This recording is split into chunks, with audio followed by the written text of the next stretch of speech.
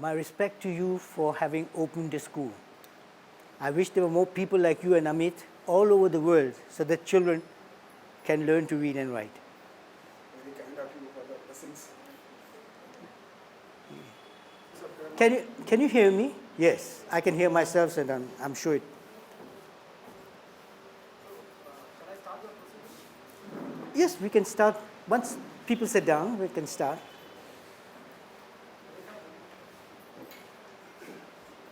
So, before we start, I want you to know who is standing in front of you. My name is Madhusudan. I was brought up in the Sri Aurobindo Ashram in Pondicherry. But I've lived the past 63 years in Europe and United States. Okay. Now, before they start registering everything, there's something important we should do, I think. It's this little ceremony which is very spiritual, which is very significant, lighting the lamp. And then I will ask you all to close your eyes and do a small ritual which you will see will help you in your process of success. Okay? So I'll go down and light the lamp. I want everybody to concentrate it within themselves. Don't pay so much attention to what I'm doing and all that, but try to feel yourself, to calm yourself. Because today, each one is here, not to know who I am and what I'm going to say, but you are here because you want your life success. You want to be happy and you want success. And then I'll explain to you why happiness is the primary criteria for success. And not that success comes first and then happiness, but happiness comes first and through happiness comes success. But I'll explain all that later. So let's do this little wonderful Indian ceremony of lighting a lamp. Things that I never do in my life, and after 65, I'm 83 years old, so first time in my 83 years of life, I am going to perform a little ritual which is very, very typical for India. Lighting the lamp, and then I'll explain what that also means actually when you light a lamp to the divine. Oh, just in your head, this divine mantra of creation called Om.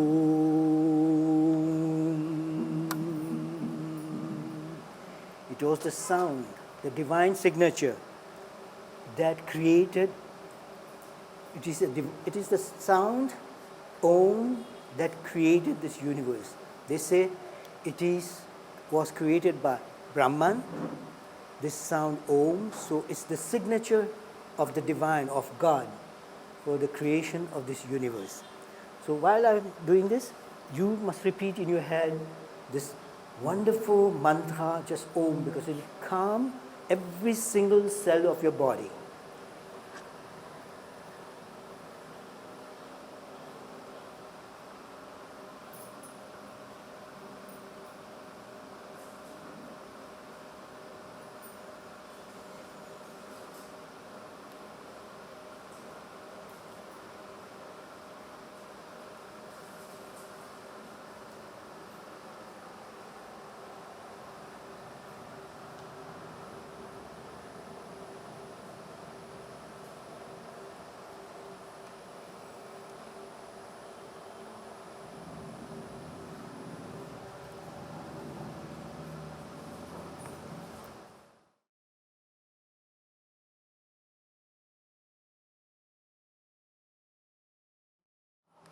The center of this universe created by the divine.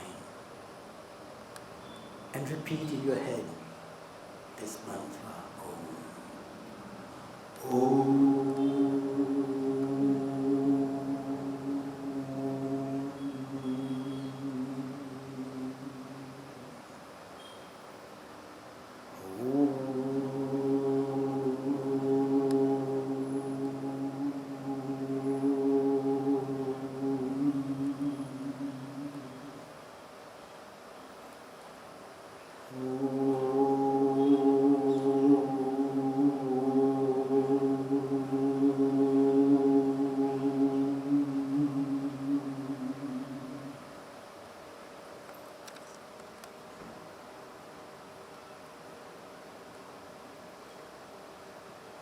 open your eyes. And from this moment on, each one of you who is present here should start realizing himself. Not to realize God first, to realize yourself, because it is within you that your God resides. So this is the moment of your true beginning. Believe me. You can all sit down now, please.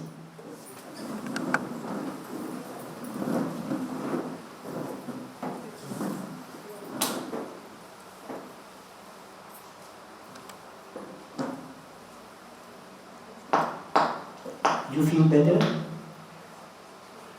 You'll be all right. The human body is very sensitive, and there are a lot of factors for losing control over your body and losing consciousness. So, I'm going to take this microphone out. Yes. So,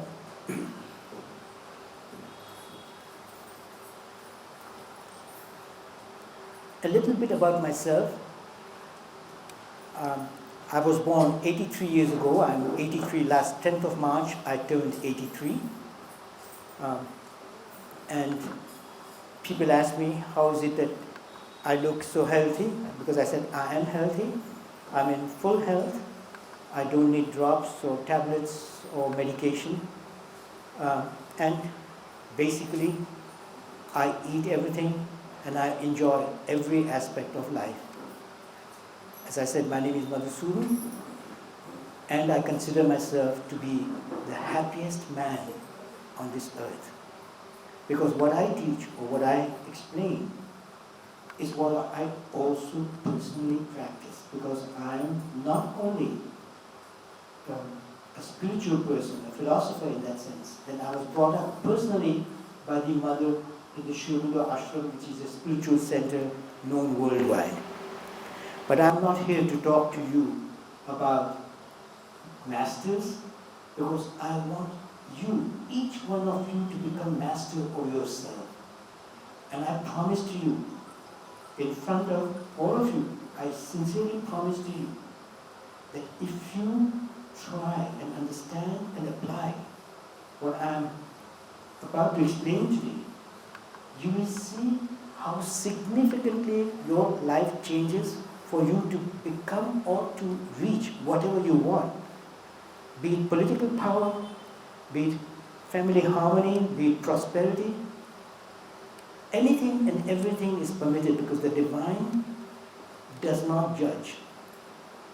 God does not. It's wrong. If people say, if God wants, it will happen, I think that person doesn't believe in God, because he's telling me that only if God wants it happens. In other words, he's telling me that God is a full-time idiot, that he permitted Hitler and Mussolini to almost destroy this entire world.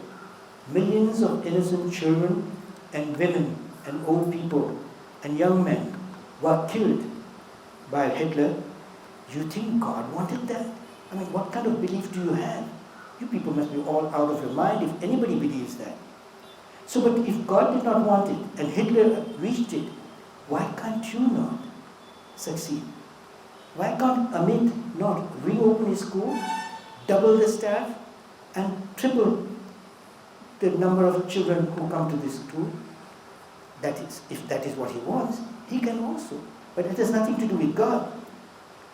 God is within us, and he gives us what we ask him. And he does not say, I'll give you this because it is good, and I'll give you that because it's not, I will not give you that because it's bad. Because in that case, he would have told Hitler, go to hell. No, this divine energy is a non-judicial energy. It is non-dual. It is not black and white, yes and no. It's just light. And you can apply it the way you want it.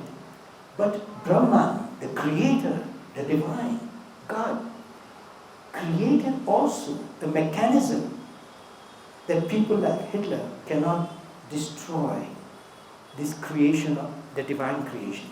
It's called the law of karma. And the law of karma is not only for negative aspects, that you do something, it's a law of cause and effect. I rob a bank, I end up in jail. I go to school and I learn. See, it's cause and effect. I can't learn if I don't go to school or if I don't give an effort to learn. So I give the effort, it's a cause. And the result is that I learn. So the cause and effect is what keeps this balance. And Hitler performed. His cause was to destroy humanity, and the result was that he was destroyed. Then there are great people who want to create, and this creation is done, they are blessed with the success of that particular creation. So what you want, regardless of whether it is good or bad according to society, according to your parents or others, I want you to know that it is in your power, not in God's power, to give you or not to give you. He will back you up because He is in you. And this is something very important that you understand. That though I'm saying God is not responsible for your success or your failure. You are responsible for your success and failure. God only gives you what you ask. He backs you up and says, go ahead, my child. You want to jump over the cliff? Jump. But you will see what happens. And you jump over the cliff and you get killed. But God says you wanted it. And He created this law of cause and effect. So that's why make sure that what you want will not harm you eventually, because the karma comes on you. Also for good things. You know, when I look at a child and I smile at this child, I see this child smiles back at me. But if I looked at him evilly and I wanted to hurt him, then I won't have the same benefit that he smiles. He's afraid of me. So there's cause and effect, and that is all there is to your success, that you should know that what you want, you get. Each one of you here has come dressed. None of you has come here naked. Why is it? Without, honest to God, it's because you wanted it. You wanted to dress yourself, you wanted to put clothes on. And the things that you're wearing are also things that you wanted. Amit, you have a school because you wanted a school. If not, you would have done something else. So if you succeeded in anything that you have succeeded in your life, or becoming a teacher, it's because you wanted it. But then that's not where life stops. I'm sure that this crisis, this pandemic, has brought about havoc, economic problem for mankind, and especially for teachers, I see, that they earn their living through teaching. But if they can't teach because the school is closed, then that's a big problem. But if you want to succeed, that success does not only come through teaching. It can happen that you say, no, I want to make sure that my children can go to school, that they can attain what they want, and that you and your husband or your family can attain whatever you want to attain. Also prosperity, health. It will attain even if the school is closed forever. Because it might come from other sources. There is not just one source from where your success can come. But what is important is that you know what you want and not how it's going to happen. So for Amit, what is important that he wants his school to succeed. It's not a question of that the school opens or closes. His end goal is to see that the school grows and grows and grows. And that his personal fortune grows, but also the contribution that he makes to humanity through education. Because ignorance causes a lot of pain and a lot of suffering. And to me, parents, and even more important than parents, are teachers. Parents are teachers. Parents have children because they wanted children. Teachers, they are the ones who educate, who give the children the power to have success in life. And that's why teachers are the initiators of this wonderful process of human success. Ignorance does not help humanity. But it is not because you know how to read and write that brings success. I know people who don't know how to read and write and then become successful. So, what I'm going to teach you today, or what I'm going to ask you to do and explain to you also scientifically why it works. First, you have to understand what is this law of manifestation. How does something become what it is? You know, how did this bottle become the way it is? Or how was this table created? And when it is created, this table, one says, is manifested. It is there. So the process of manifestation, if you understand, you will see that each one of you has the capacity to initiate the process of manifestation. Okay? And once you start it, and you keep at it, you see that what you wanted is manifested. I'll give you a very simple example. The man who made this table, or in other words, my question to you is, when did this table start its manifestation? How and when did it start that this table started to become slowly but surely a reality? In order not to embarrass you, I will give the answer. Is when the person who made this table for the first time said, I want to do something. You know, it's like your mother and father that said, I have to meet somebody so I can create a family. And then it happens that they happen to meet and they fall in love, and that's the process of your manifestation, the children, that they, in their head or in their heart, said, we want something. So this man says, I want to do something. I have to earn money. I don't want to make objects like this or chairs and so on. I want to make people.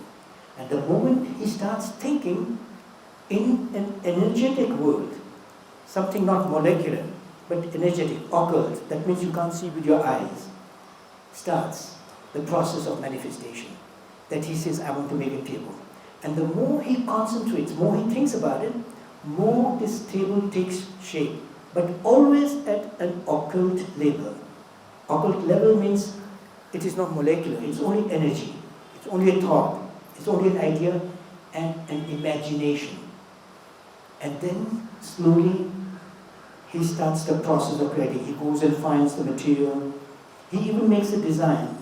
And today, this table is 100% the way the creator visualized it. He saw it, virtually saw it in his thought process. And it is exactly the way he saw it. And now, if you do the same thing for whatever you want to realize, to be a successful teacher, or be a wealthy businessman, or to become a politician, your Prime Minister, Narendra Modi, has become what he wanted to. He wanted to become the Prime Minister of India. And he became the Prime Minister. And he wanted to bring about change, and he is bringing change. So you can do the same for yourself, the way you can create a table or a chair, or become a powerful person. You can realize whatever dream you want. Important is that you don't make the mistake of saying, I want to realize this, but how will the solution come? When will the school open? How will it open? No. Don't worry about that. The man, his question was not how he's going to do it. He wants to do it first. Then automatically the answers come and he says, okay, you got to go and get this material and all that. You need this and this equipment to make this table. Everything has a sequence. And if you follow that sequence, it happens. Even for your personal physical health. And I'm a doctor, and I should know. And I know this especially because I'm a man of science, a specialist in the brain, neurology, how the human brain functions, and how important it is for all of you. But most of you think your brain is important in terms of intelligence and being smart and clever. And I don't give a damn for my intelligence. You know, I don't need much intelligence to eat 4 idlis in the morning for breakfast and say, okay, I'm satisfied. Okay? My brain is for much more than just intelligence. Yes, I needed it for my studies, but I was never ambitious to be the best student. And still, I got the prize of honor, and all sorts of honors and degrees were bestowed on me just because I did what I had to do, but in a sequence the way this man made this table. I will explain you now on the board why your brain is so important and why some things work and other things don't. Like many people tell me, there was this American couple in Florida. They had a lumber business. They were very old. I think he was 96 or something like that, and his wife was 87 or something like that. Very wealthy people. They had 2 sons, and they heard about me and they invited me to their home, and they said, "Doctor, we have a big problem. We know that you are very philosophical and you are very spiritual, that you are very well known for your knowledge of occult energies. So we would like your help." I said, "What can I do for you?" They said, "We believe, we are Christians, we are Catholic, we believe in Jesus Christ, and we pray at least 3 times a day to Jesus Christ for years now, and our prayers are not being answered." So I asked them, "What do you pray for?" They said, "Look, we have 2 sons, both of them are married, both of them have children. With one son, his wife and his children, they come to us, they very much want to be with us. But the other son who wants to come, his wife doesn't like to come to us. So they don't come. And we want the whole family to be united." I said, "Okay, so how do you pray?" So they said, "We pray like everybody else. We put our hands together, we bow our head, and we pray to Jesus to bless us, to make our dreams come true, our prayers come true, that we want our son and daughter to be united with all of the family." I said, "Why do you pray? Do you see Jesus Christ?" They said, "No. Why? He's in heaven, he sees us. And we put our head down and we pray." I said, "Why don't you try to pray in a different way? Perhaps your prayers are not being answered because you are asking perhaps somebody that can't do it for you, and also because there is something missing." And they said, "What is missing?" I said, "Concreteness of what you truly want. You are just saying we want the family to be united, but in which way? How? Do you see it?" Okay? So if I say I want to buy a loudspeaker, then I know what it is. But if I said I want something, so that people can hear me, that's not enough. It has to be very precise. So I asked them the next time to pray and to visualize. I said, "Do you visualize? Do you see Jesus Christ?" They said, "No. He's in heaven." "Yeah, okay. He might be heaven, but I want you to try this. When you pray, see your Jesus Christ. And see the picture that he is embracing the entire family and pressing them against his sacred heart. But visualize it and feel his energy and feel his embrace." A week later, or less, they called me and they said, "We want you to come on Sunday." I said, "What's the special occasion?" He said, "You won't believe. A miracle has taken place.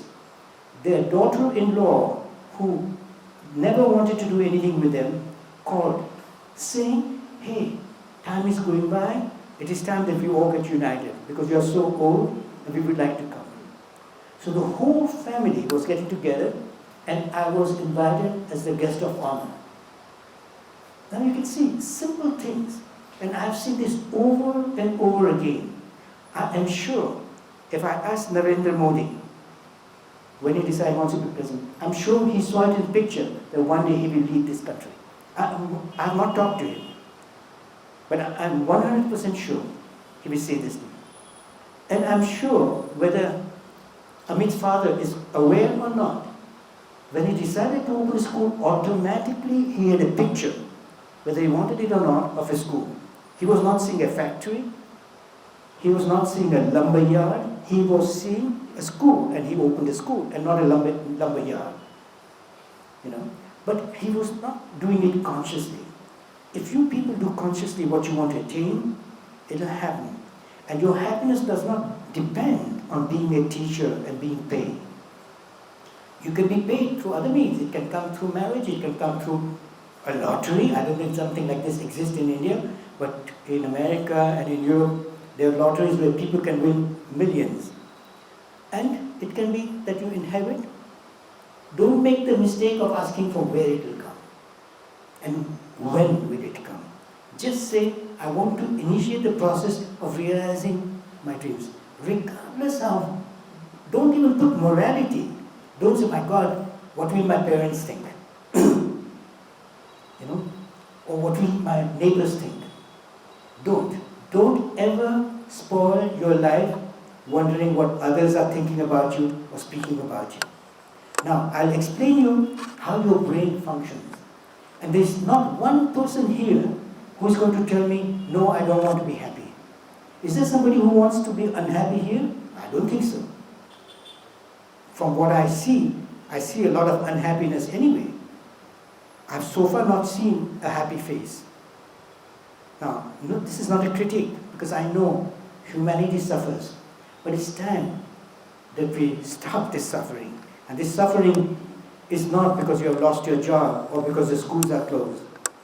The suffering is because you have not opened yourself to your own happiness, and I promise to you, I will even sign it in front of your lawyer or notary, that if you do what I explain, and if you understand and follow this path, you will be successful. Because I have had many, even big business executives and politicians who have come back to me and said, my God, you have changed our lives or my life. And I said, no, I only gave you the information as a neurologist. You did your success. I can't make you successful. Just God can't make you, so how can I? But I can give you the information. And you try it and you will see how it works, because you have. You have used what I'm teaching you, you have used unconsciously. Narendra Modi did it unconsciously. He wanted to be the Prime Minister, but he did not know exactly the process how it takes place. Perhaps if he had done it that way, perhaps he would have become Prime Minister much earlier, and he would have even more power and more capacity to transform our country. Okay? Let's not be political, because I don't understand anything about Narendra Modi or anybody in terms of politics. I'm being sincere. I have no knowledge of politics.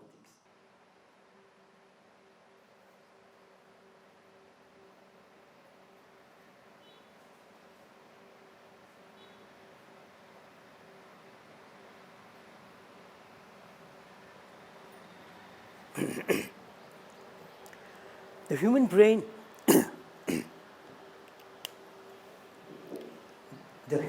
has two hemispheres, the left hemisphere and the right hemisphere.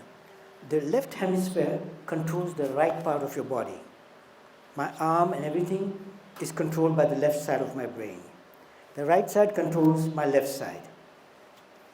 If my left brain hemisphere is destroyed or paralyzed, what happens? I become paralyzed on the right side of my body. I can't use my arm, I can't use my right leg properly, okay? Plus, something else happens. What?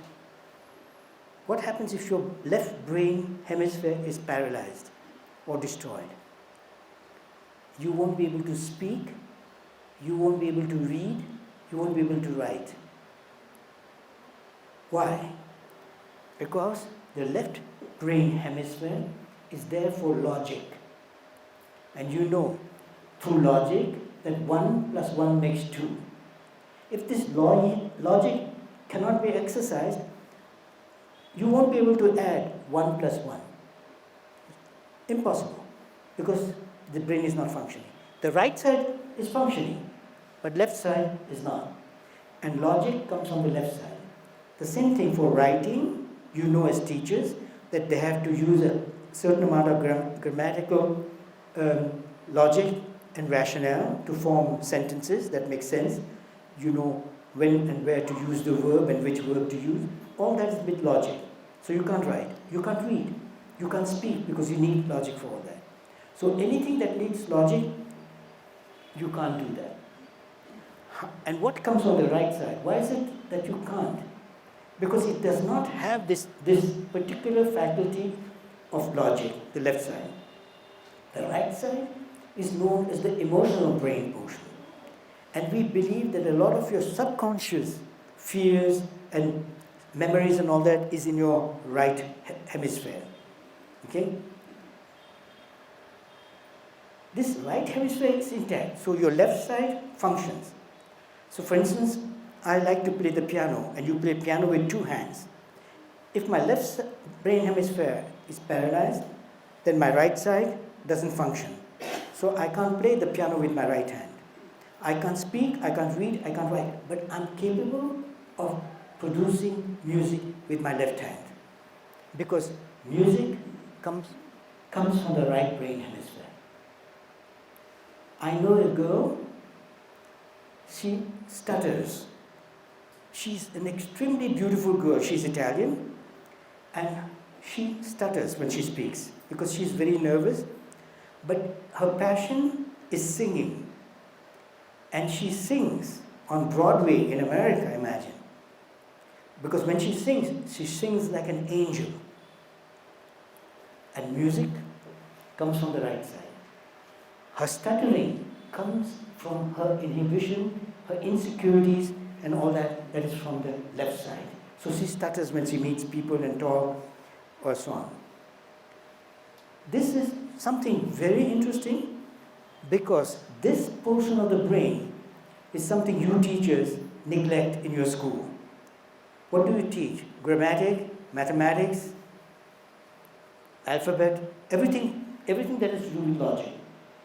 Creativity comes from here. Artists have a very strong right brain hemisphere. Scientists, they have a very strong left hemisphere. Then there are a few that are good in music but also in science.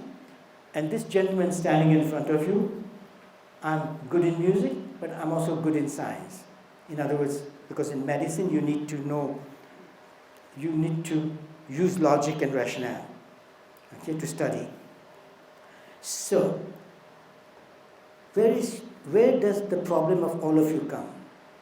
You all know, without a doubt, more or less, unfortunately less, because you don't know precisely what you want, but you do know, and this you know here, in your logic. You say, if I have a job, my logic says, if I have a job, I'll get money. I was told by my mother when I was leaving for my studies, she said, son, don't run after money. Do your work in the energy of Lakshmi. Lakshmi is the goddess of wealth, of money. The energy of Lakshmi will follow you. If you do your work, you saw what happened. You were working, the school could pay you. You don't work, the school can't pay you. Okay? Now, you notice here, but the energy of success has to do with your subconscious brain. If you can program something here, that what you program will come true. Like this table became true. Like the fact that you wanted to be a teacher, it came true. He wanted to open a school, it came true. Okay? So now you have other things. I don't know your problems. I don't need to know your specific problems or what you want. But you know what your problems are. And therefore you also know what the solution is or what you would like to have. But how do we do that? Because what is here doesn't go here. When this doesn't function, this logic of 1 plus 1 doesn't go here. And that's why you can't add when it is paralyzed. The same thing right now, things that have to do here, what we could use this for, is blocked by the logic. So for instance, if I say, tomorrow morning at 8 o'clock the school will open, your logic will say that's not possible because they just said it might be extended, the lockdown. This logic. Okay? Now, what you want also is blocked because it's here that you want, but here there is, it doesn't help you to realize what you want. Now, if I make this part of the brain believe that your school has reopened, now there are double the number of teachers and 3 times the number of children,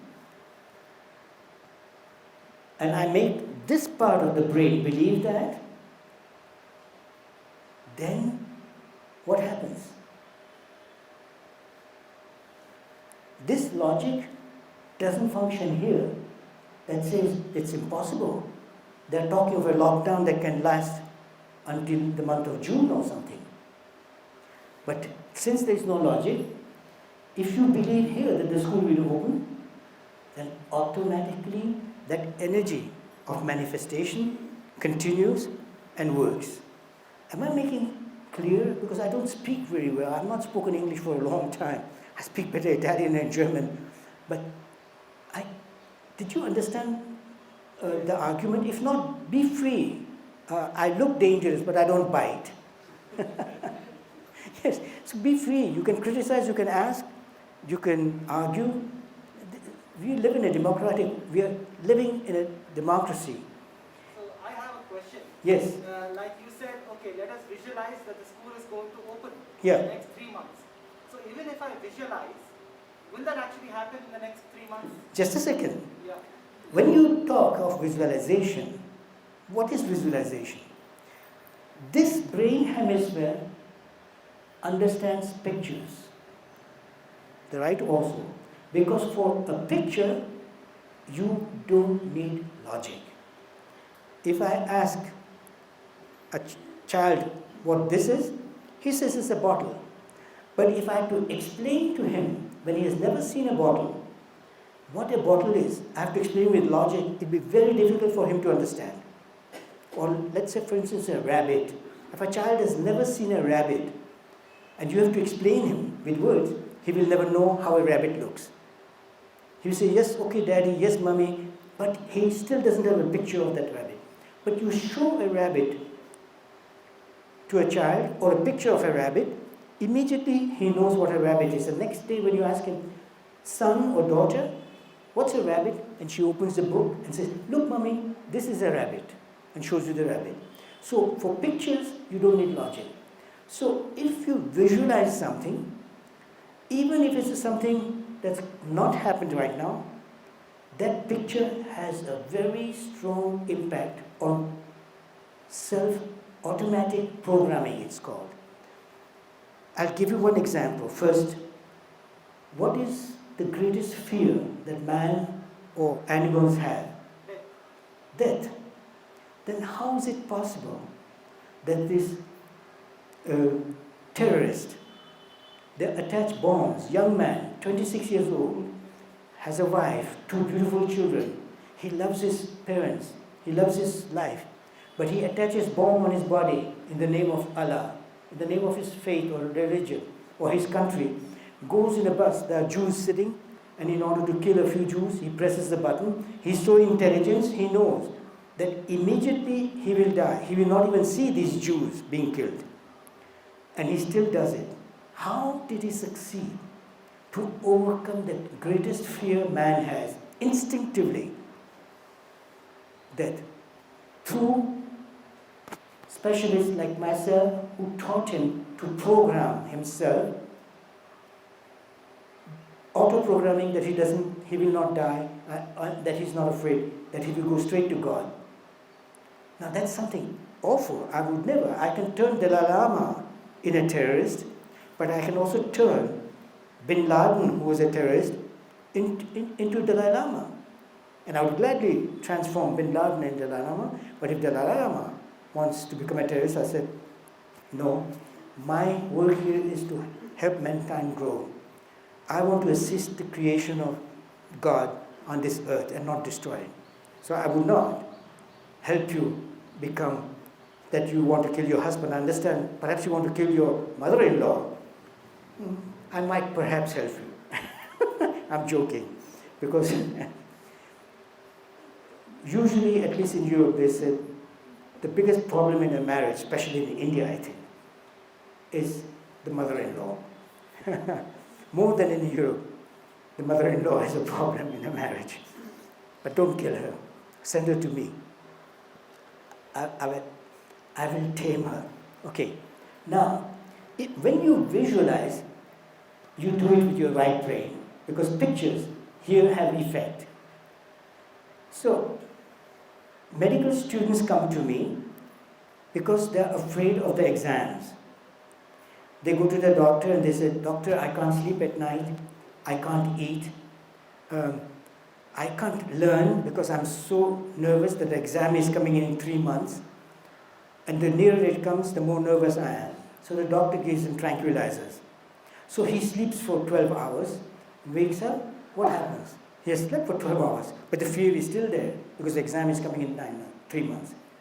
So then the doctor says, go and see Dr. Madhusudan. So that they come to me, or he comes to me. What do I do? Very simple. In 3 or 4 sessions, he passes his exam when it comes. I help him to visualize virtually that he's a doctor doing his medical rounds. I don't know how it is in India, but we do in the morning, we go from ward to ward, from room to room, and we look at the chart that the nursing staff has filled out and all that, and look at the patient, talk to him, and see what the situation is. This is morning rounds that we do, medical rounds. And usually a doctor wears a white coat, and a doctor has his symbol, his stethoscope. So when you see a stethoscope, you know he's a doctor. I don't know why. Today we hardly use a stethoscope. I only have to look, and I know. Forget it. So he visualizes and feels the joy of being a doctor, and he feels that he truly is a doctor and he's seeing all these patients. Fantasy. And human fantasy is fantastic, at least mine. If you saw my fantasies, you'd laugh your heads off. They're very interesting and very funny. Truly. So he fantasizes and he's programming himself. What happens? Here the message is that he's a doctor. And because there's no logic, this side doesn't say, "Hey, no, you have not yet passed your exam, it's in 3 months, and only if you pass it, you'll become a doctor." So already the level of fear goes down, because there is here this firm conviction in his subconscious mind, the right brain hemisphere, that he is a doctor. And believe it or not, I'm 83 years old. I work 7 days a week. I don't practice any more medicine because I retired many years ago, but I still practice. 7 days a week I give advice, consulting, I give seminars, conferences, and in my 83 years, I didn't practice. I started later when I finished my doctorate degree, but in all these years of work, not one case do I know that did not succeed. And this is not bragging, this is truth. And I'm not ashamed to be arrogant when I said, I know that it works, because I have not yet seen somebody not succeeding when he does these things. And in all lives, even priests, very important priests in the Catholic Church, come to me in Turin, in Italy. I have a practice in Italy, and I live in Germany, and people come to me also in Germany. And then I also travel, like I've come to Bangalore to give a lecture and all that. And I go all over. I go to the United States. I give a lecture in New York not very long ago on cancer and metastasis, because I not only specialize in neurophysiology and neuropsychiatry, but I also specialize in neuroendocrino-immunology. And immunology is the science of your defense system, healing system and all that. So cancer patients can also be helped with the techniques that I know and the things I do. And it is so interesting how much power you have over yourself. Okay, so how does this work and how do we do it? You have to build a typical scenario. I'll give you an example for a scenario for visualization. This young boy, 18 years old, German, built like a Tarzan, comes to my practice, and I said, young man, who sent you? How come you know me? He says, my doctor, no, my mother's doctor told my mother that she should send me to Dr. Madhusudan. So I said, fine, what can I do for you? You look very healthy. He says, no, I have a problem. I said, what problem? Fear. I said, you are afraid? You are built like a Tarzan? Why should you be afraid? What fear do you have? Oh, he says, no. I'm afraid of doing my driver's license. I said, afraid of doing your driver's license? He says, yes, I'm 18.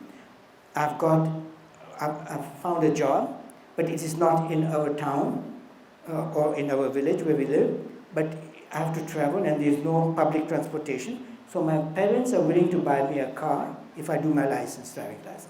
So I passed my written test 100%, but I have failed 3 times my test with the state examiner. The government, the Ministry of Transportation has people who test you before you get a license.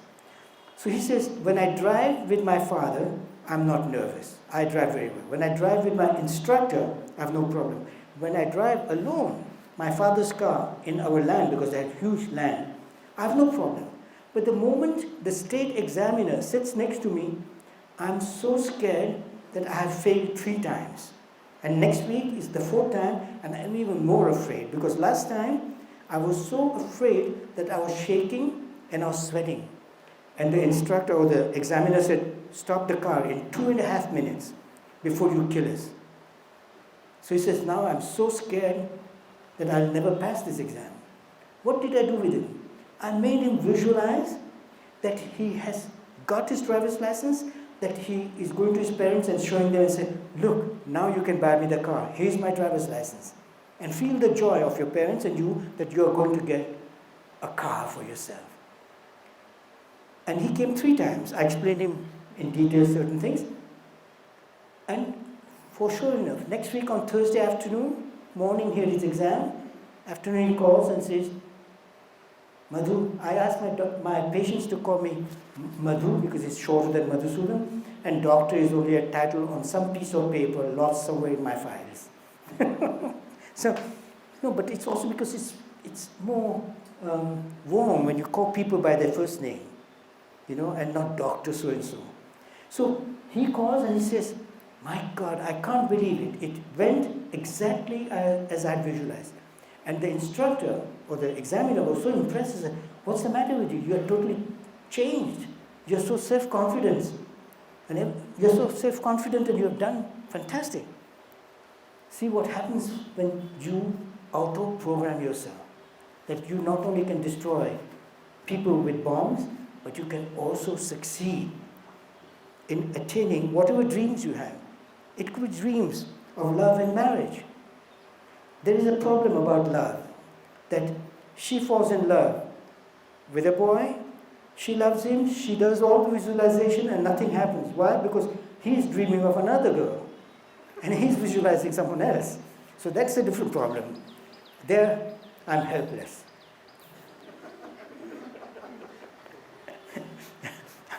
And it's true. In India, it works differently. Your parents tell you whom you marry, and you marry that person. Am I right? Yes. And it works. What amazes me, I've seen more happy couples in India than in Europe and America, where 99% of marriages, 100% of marriages are spontaneous love marriages. Mine is an exception. I'm married 54 years. So the compliment should go on my wife that she tolerated a difficult person like me for 54 years. But we have no children, and we are the happiest couple on earth. She's German. I'm Indian. I'm a Tamil, I say, at heart, because I grew up in Tamil Nadu, in Pondicherry. but I come rarely. But I love Tamil Nadu very dearly, and I love Indians very dearly, though I've never had the chance to work with them. It's only now that I'm starting to come to India.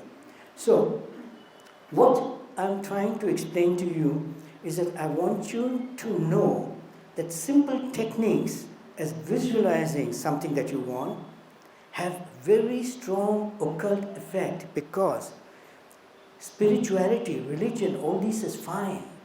But how does it work? It works with occult energies. It is not a concrete thing when you think. Your thoughts are not molecules.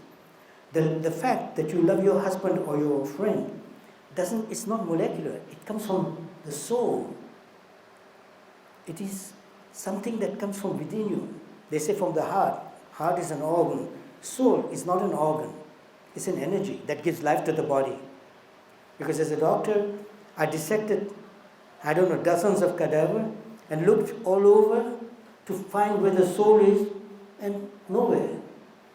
And I remember one Italian lady who comes regularly to the ashram in Pondicherry.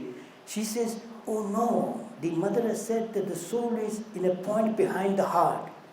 So believe it or not, I have looked in a lot of dead bodies behind the heart and I did not find the soul. So then I said, what is it that this body has that I don't have, or I have and this body doesn't have?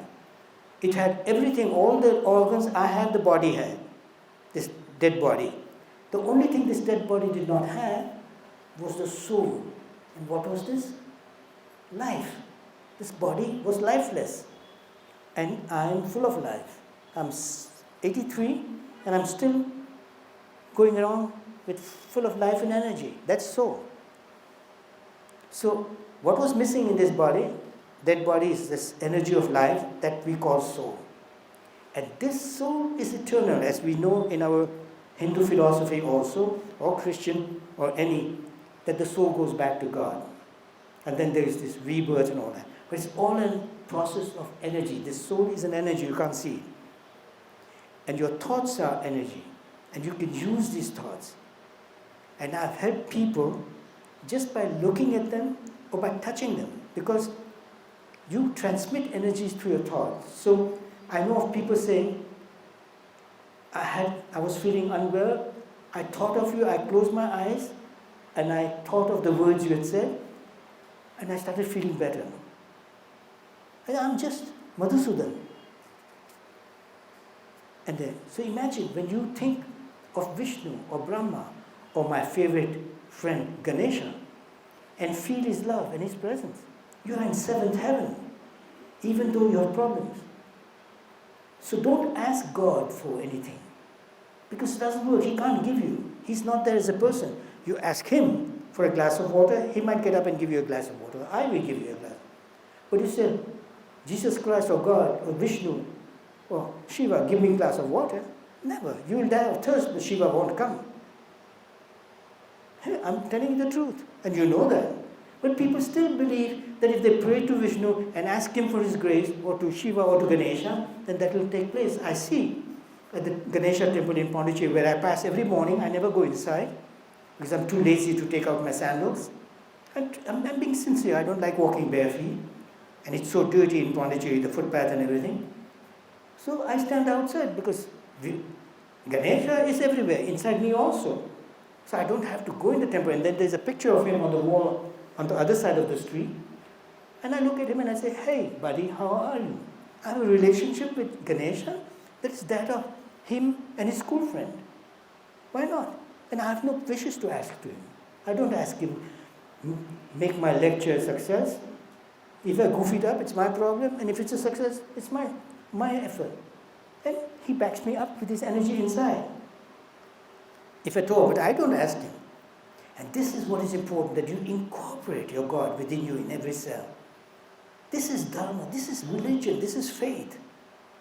To believe truly to the point that he is in every cell of your body. So what is this man of science talking about the divine and God? Because I am spiritual. My first book that I've written, it's in Italian unfortunately, is on laws and principles of spirituality. which only explains what these principles are, what these laws are, what's the law of karma and all that. What's the law of giving and taking? I've seen in India, when you give something to somebody, oh no, you keep it. I said, what? You're breaking something very important. So when somebody gives you something, stretch your hand out and accept. And the circle of giving and taking, this energy, it's a very, very precious energy of giving and taking, is complete. It's something very positive. It's nothing negative.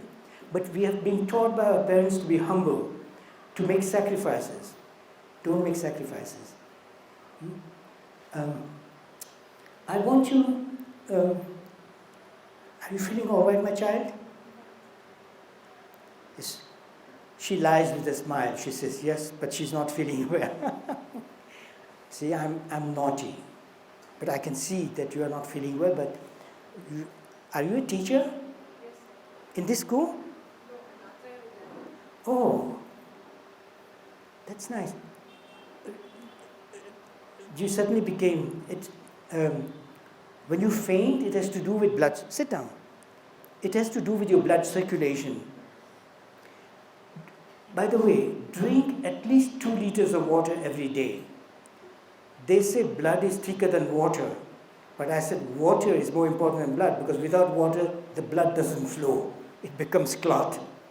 Drink at least 2 liters of water, especially when you have headache, because if you have not had enough water, the blood is too thick and it can't bring enough oxygen to your brain cells, and these arteries are so fine, they are finer than your hair, just imagine.